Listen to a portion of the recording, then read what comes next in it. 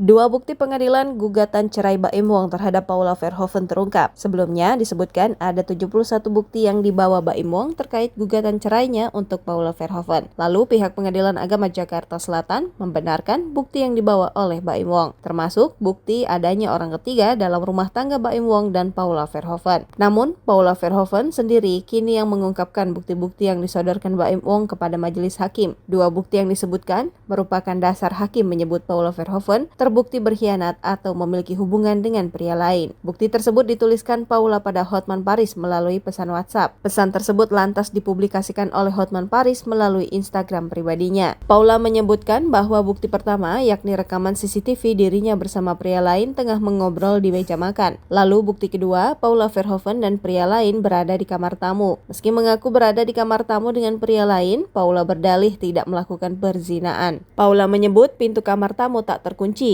Kamar tersebut juga bersebelahan dengan kamar utama. Dalam postingan selanjutnya, Hotman menerangkan arti selingkuh dalam kompilasi hukum Islam disebut zina. Sementara sebutan zina harus ada bukti agar bisa menjadi alasan untuk perceraian. Ia kemudian mengungkap momen Paula berduaan dengan pria bukan suaminya di kamar. Majelis hakim memandang bahwa termohon telah terbukti nusyus kepada pemohon. Jadi gini, memang berdasarkan fakta-fakta persidangan di mana termohon intens berhubungan dengan seseorang laki-laki yang bukan muhrimnya, baik secara langsung maupun menggunakan media, bepergian, berdua, dan seterusnya, ujar Fahmi Bahmid.